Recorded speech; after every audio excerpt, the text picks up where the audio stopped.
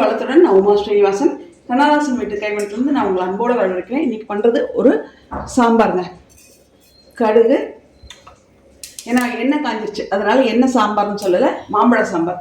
கடுகு, கொஞ்சம் வெந்தயம், கொஞ்சம் சோம்பு, இதான் தாளிப்பு. இதில் நான் இதெல்லாம் வெட்டி வச்சுருக்கேன். இப்போ கொஞ்சம் கல்லுக்கல்லாக இருக்கணும். மாங்காய், மாம்பழம் கொஞ்சம் கல்லுக்கல்லாக இருந்தால் நல்லா இருக்கும். கொஞ்சம் கருவேப்பிலை, கொஞ்சம் ஓரளவுக்கு செவந்தோடனே தக்காளி, 3 தக்காளி எடுத்து வச்சுருக்கேன். நான் பருப்பு ஒன்று ஒரு 200 கிராம் எடுத்து வச்சுருக்கேன். மிளகாத்தூள், வெறும் மிளகாத்தூள், மல்லித்தூள், மிளகாத்தூள் 1 பங்குனா மல்லித்தூள் 2 பங்கு போடணும்.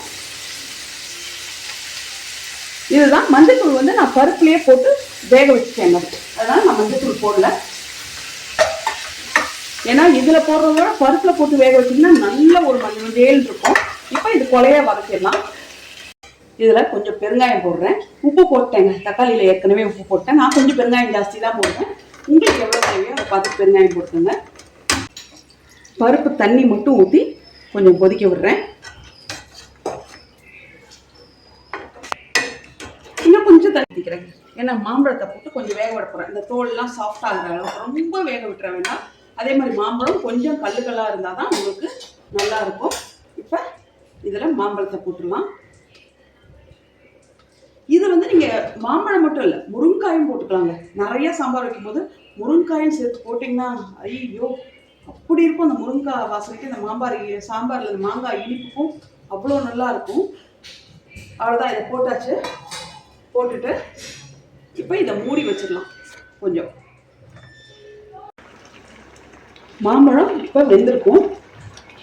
இப்போ பருப்பு வேக வச்சதை ஊற்றிடலாம். ஏன்னா மேலே பருப்பு தண்ணி இருந்ததை ஊற்றிட்டோம்.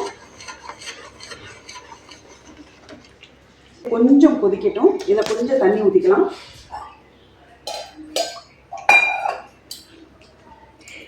மலர்ந்த மாதிரி இருக்கணுங்க.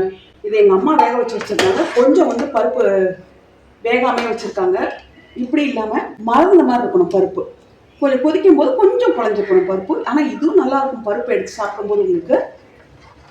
அவ்வளோதான், சாம்பார் இப்போ ரெடி ஆயிடுச்சு. இதோட கொஞ்சம் புளித்தண்ணி, உங்களுக்கு மாம்பழத்துலேயே புளிப்பு இருந்ததுன்னா ரொம்ப புளித்தண்ணிலாம் ஊற்றிடாதீங்க. இல்லைன்னா கொஞ்சம் புளித்தண்ணி. ஏன்னா எனக்கு மாம்பழம் இனிப்பாகவே இருக்குது, அதனால கொஞ்சம் புளித்தண்ணி ஆஃப் பண்ண வேண்டியதுதான்.